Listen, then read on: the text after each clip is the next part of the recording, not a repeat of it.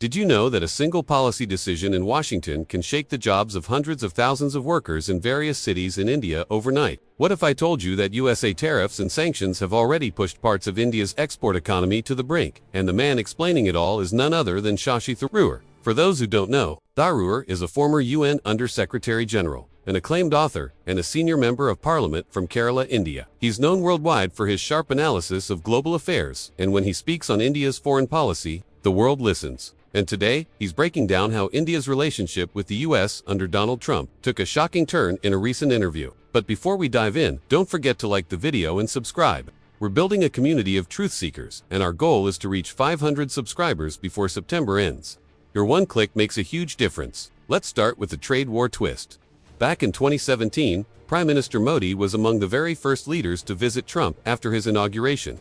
Talks of cooperation were in the air, and both sides even promised a trade agreement by fall. But suddenly, out of nowhere, the US imposed a 25% tariff on Indian exports. That's far higher than regional competitors like Vietnam or Bangladesh, who were only facing tariffs of 15 to 19%. The result? Disaster.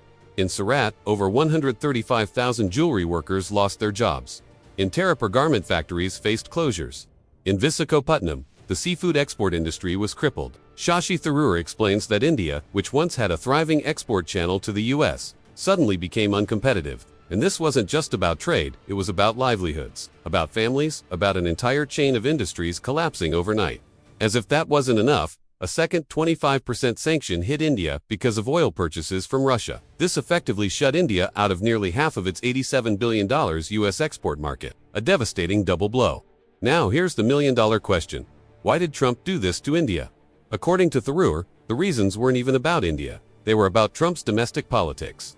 First, Trump wanted to bring back manufacturing to America by making imports more expensive. Second, he saw tariffs as a way to collect revenue and reduce the massive US deficit. And third, he wanted to show his base that America was no longer giving free rides to other countries. But here's the catch. While Trump called them reciprocal tariffs, they weren't reciprocal at all. India's average tariff on US goods was about 17%. America slapped a flat 25%. That's not reciprocity, that's punishment. And the blows didn't stop at trade. Trump also targeted H-1B visas, a lifeline for Indian tech workers. In the past, companies paid around $2,000 to $4,000 for these visas. Trump hiked the fees to a staggering $100,000 per person. Why? Because his supporters claimed that Indian workers were stealing jobs by working for lower wages compared to Americans. The result, US companies could no longer afford to bring in Indian talent for mid-level tech jobs. Instead, they'd either outsource the work back to India or Europe. Ironically, achieving the opposite of what Trump wanted. Tharoor argues this move wasn't about logic or economics. It was about political optics, feeding the anti-migrant sentiment that had become central to the MAGA movement. But here's where things get even more troubling for India. Washington's renewed closeness with Pakistan. Tharoor reminds us that Pakistan has historically been a US ally. From the Cold War days of Sito and Sento to the Afghan War, when Pakistan became the staging ground for the Mujahideen. Even today, the US sees Pakistan as a partner in counterterrorism, despite its role in breeding groups that target India. So when General Munir of Pakistan was hosted in Washington and praised for cooperation, it sent a chilling signal to New Delhi.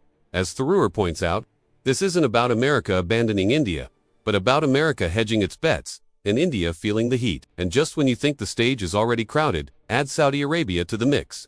Riyadh formalized a defense pact with Pakistan, raising questions in India about what would happen if another crisis erupted. Tharoor, however, offers perspective. Saudi-Pakistani ties are nothing new. From military deployments to nuclear whispers, this relationship has deep roots. What matters for India, he stresses, is not to panic, but to keep strengthening ties with the Gulf and maintaining balance in the Islamic world.